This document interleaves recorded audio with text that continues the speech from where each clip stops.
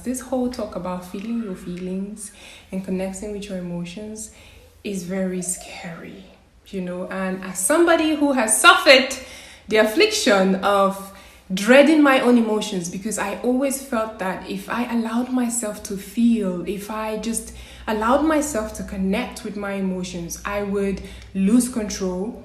I would crash and burn, never to rise again. So if this is something that you suffer from, I feel like this information is going to really help you on your journey. First of all, emotions are temporary and should never be identified with your truth or your self-worth.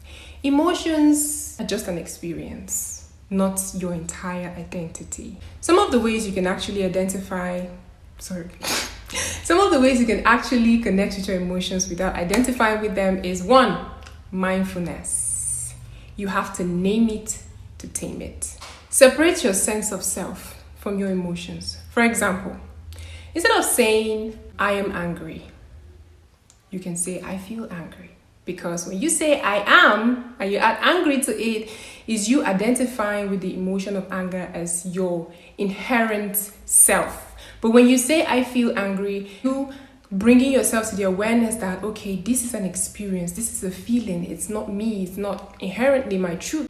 3, 2, you have to feel your emotions without trying to push it away or suppress it. Now, this is the most difficult part of it all, because sitting down and allowing your emotions to come true and feeling them is where most people have issues and where most people run away from, including myself. Because trust me, feeling your feelings is not always easy, but with practice, you would come to that place. For example, if someone asks you, how are you doing?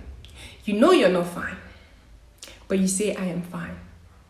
This is you sending a message to your emotions that, okay, I don't accept you. I don't agree with you. I don't like you. Now, this might be somebody that you feel like you cannot be vulnerable with. This might be somebody that you feel like cannot make space for your emotions, or you don't trust enough to lay down for them. That is okay, but it's important for you to, you can say, I am not fine, but I don't want to talk about it, because then you acknowledge the fact that, no, I don't feel okay, like I'm not fine, but I also don't want to talk about it. And you never know, that person might, even if they feel like they cannot make space for you at that time, they might actually try to approach you with more compassion and more patience than they usually would. Now, from my own personal experience, I'm going to tell you a shadow side that is associated with you refusing to feel your feelings. Now, what happens with people who keep suppressing, feeling like they have to be strong, they cannot show weakness, they have to push it down? The way life works is very funny. You come to a point in your life where you need to feel something. Maybe, for example, you just hit a tower moment. In spirituality, what we call a tower moment is maybe rock bottom. Maybe something significant happened in your life that brings in a lot of pain, a lot of sorrow, a lot of regret. Shadow moments, tower moments are moments that shake your very foundation. This is very chaotic, but just stay with me. Tower moments are moments that shake your very foundation, and what happens is that if you're somebody who is very good at suppression, you explode. Now, the ways you're going to explode is the control that you've been holding on to, you're going to lose it completely.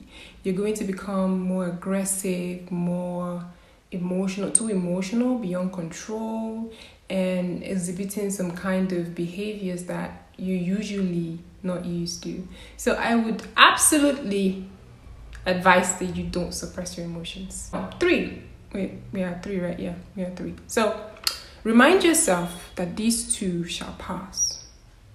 Emotions are like the weather. When it rains, it pours. When it rains, it pours. Remind yourself that these too shall pass. All you can do is be a witness to it. It's an experience and you're just an observer. So it's important for you to bear witness to your emotions, accept them, make space for them, and then allow them to pass. Eventually, when it finishes raining, the sun is going to come out, right? 4, don't judge it. A As somebody who has a PhD in self-criticism, I have to tell you that you can feel jealousy, rage, and shame and not be a bad person. You know, it's important for you to learn self-compassion, because self-compassion is what is really going to help you when it comes to your emotions. If you're the kind of person that feels like self-criticism is motivation, like the more you criticize yourself, the more you motivate yourself to be better, which is a lie. Because trust me, if you sometimes pay attention to your inner dialogues, if you suffer from the affliction of self-criticism and self-judgment, you wouldn't want someone to speak to you like that. You are your own best friend and first love. So speak to yourself the way you would speak to these people if you had them externally. You feel me? Now, last but not the least, which is about 4 or 5, bear with me, is express it. Journal it. Express it to someone else. Now, if you're like me, who has to tell many people many times and repeat it 100 times to finally feel like I can now calm down,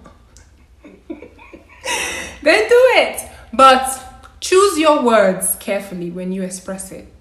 Choose your words so you don't overly identify with it. Like I said from the beginning, you feel angry, you feel sad, you feel enraged, you feel worried, you feel anxious. You might even feel stupid, but you are not stupid. You are not sad.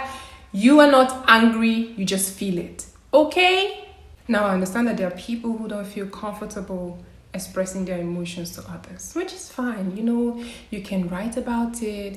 You can even run. You can exercise. There are other healthy ways that you can express your emotions without talking to someone, but just feel it, express it is important.